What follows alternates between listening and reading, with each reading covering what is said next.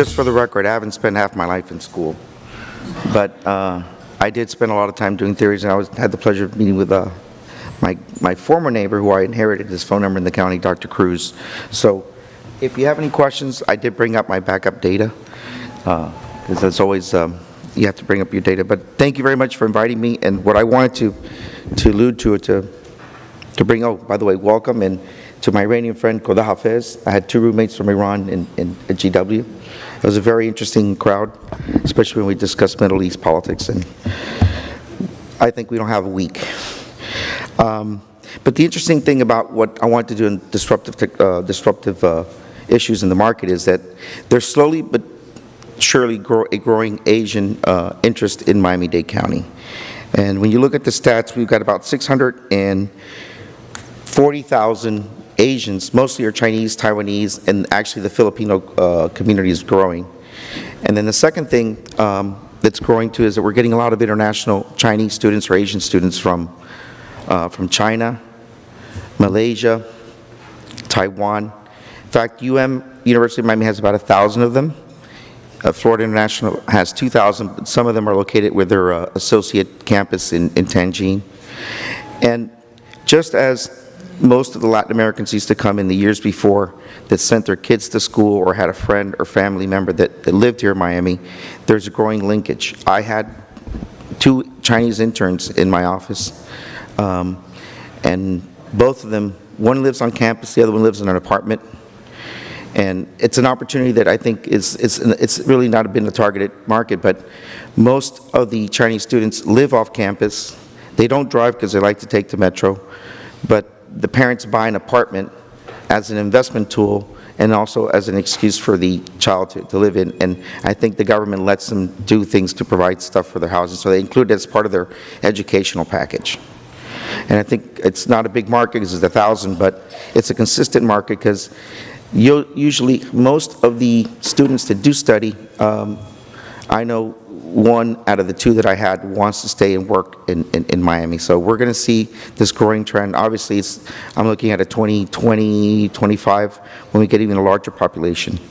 We also have a very vibrant community in parts of Miami-Dade County that are looking at Chinatown, and we've already had and entertained 2 proposals. In fact, next week we have a delegation from a group of Chinese that run a China market in New York that want to establish something in Miami-Dade County. Obviously, it's not going to be the Chinatown like in San Francisco or New York, but I think in the future, I wouldn't be surprised if we get to see something of that nature. I know the city of North Miami has an entire corridor of about 10 blocks or 1 mile square that they're trying to promote. But my conversation is going to be about something that I know is happening now. I'm going to talk a little bit about trade, and you're going to say, well, why is he talking about trade in a real estate conference? Well, first of all, I have a question. What is the largest segment of our economy? Tourism, trade, construction? Any takers? Who said? Trade. Okay, you read my notes? Okay, it is. It's actually about 22%, and then tourism is about 12%. So if anything else that I leave you with is that tourism is not the #1 industry in Miami-Dade County. It's trade. And if you have any doubts, there's a Dutch economist at the Beacon Council named Jap. I'll give you his number, and you can call him, or you can ask Dr. Cruz, and he'll probably agree with me as well. And that's what really is the driver. Airport's responsible for about $33.8 billion in economic driver, 225,000 jobs. The port is probably in the 20s, if I'm not mistaken, and about 50,000. And our labor pool is 1.1 million right now, or about 1 million. So you're talking about 20 to 30% directly or indirectly related. Now, the game changer is that we have the post-Panama ships already starting to come to Miami. And a study done by the Ports Economics in June of this year did a study where they kind of show where it's going to be the largest bandwidth of trade to the Panama Canal, and it's going to be it's going to be Asia all the way to the eastern coast. Okay, so picture yourself, you're in Florida, and you can go through the Panama Canal, you land in Miami, you can drop ship your container, or you can have the ship continue from Miami all the way to New York. Okay, now, these ships obviously were ships that used to be able to handle 4,500 TEUs, and the TEUs is a 20-foot container. Now they handle 14,000. So if you go from 4.5 to 14,000, you do the math. It's a considerable reduction in cost. However, that being said, you look at what the cost is of inland transportation, and you realize it's a lot less expensive. So what's going to be happening, and it has always been happening, we actually are a very interesting import center. I don't know if any of you buy flowers for Mother's Day or Valentine's Day, especially roses. Well, and if you're in Peoria, Illinois, Elizabeth, New Jersey, Seattle, Washington, if you buy a flower, 9 out of 10 of those flowers came through Miami. And having somewhat of a business background, you understand that the flower industry works on margins of pennies, not dollars. So if we can be competitive in moving flowers, which is half a penny, 3/4 of a penny, 1 penny, or 2, then if you get into stuff like iPhones, iPads, whatever it is you want to, or other items, you know that there's enough margin for you to absorb the cost of inland freight. So yes, you can send your items all the way down up the East Coast, but it's cheaper to get to most markets by inland. And we have a 3-day to Chicago. You can actually reach Miami-Dade County from most of the major markets in days.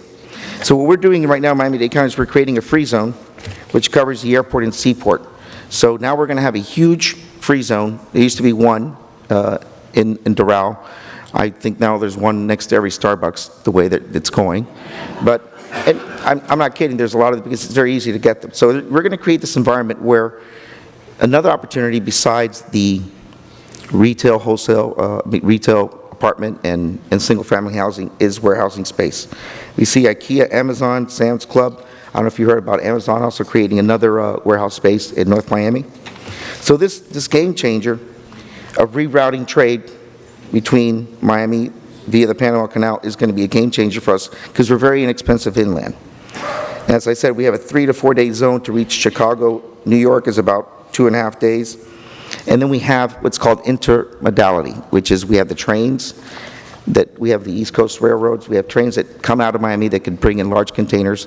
I don't know if you're familiar with the South Floirda logistics on 36th Street, things on steroids. I remember when I first worked at the airport, left in 2015, there were 2 buildings. I think they have like 8 buildings now, and they're all getting full. So that's the reality that's going, but that's going to create a demand for Asian companies to come in and want to establish their distribution headquarters for both the United States, but there's another variable that Miami is. We capture at the airport about 87% of all trade between all of the United States and all of Latin America. We capture 87%. Brazil, which is a 900-pound gorilla, which obviously has been down about 9.72 this year for obvious reasons. On the air side, we capture 66% of all the air trade between the U.S. and Brazil. So it's like I tell folks, we don't have the patent, but we have patent pending on trade between the United States and Latin America. So if I'm an Asian company and I see that there's cheap intermodality, there's availability of warehouse space or ability to set it up, they're going to come and want to establish themselves. Now, on the retail side, which is mostly of your interest, we compete against Orlando, we compete against other airports that come in and want to develop the market. But if you look at the latest stats, our airport captures about 65% of all international travel.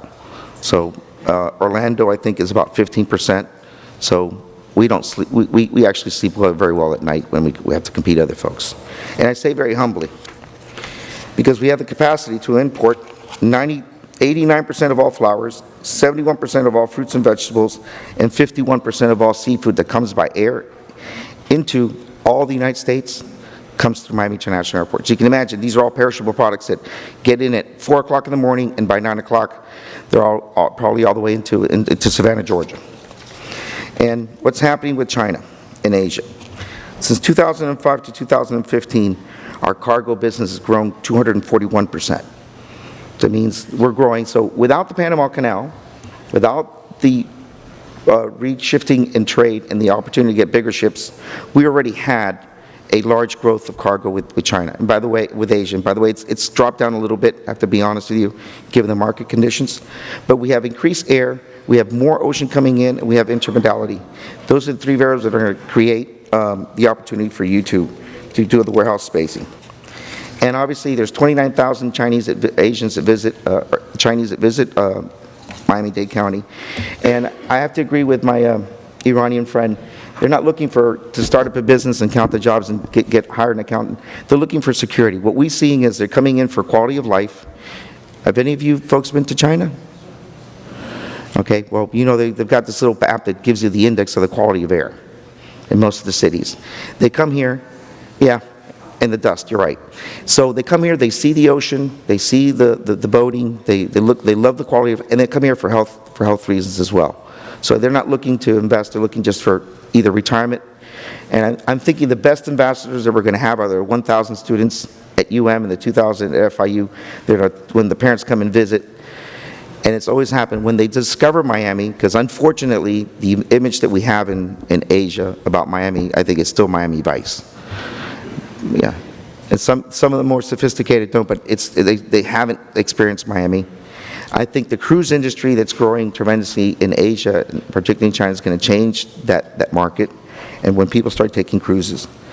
So we have air, ocean, and the interesting thing about we don't have an air bridge yet, and we've been working on an air bridge.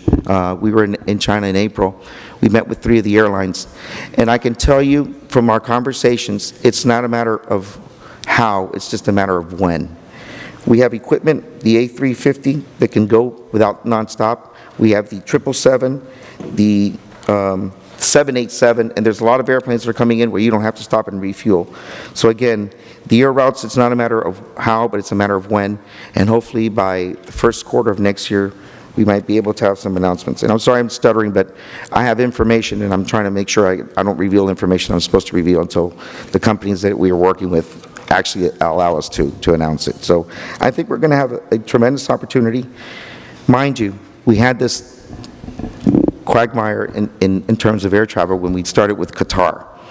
And when Qatar came in, everybody said, what would Qatar want to do with Miami? Well, half of the folks from Qatar are from India. A lot of them are from the Philippines, and the traffic is done well. They started with 1 weekly, now I think they're 1 daily, and their cargo business is doing fantastic. I think they moved from number 17 in cargo in the world to like number 10. So that's the trend, and hopefully we'll have the same thing with Asia.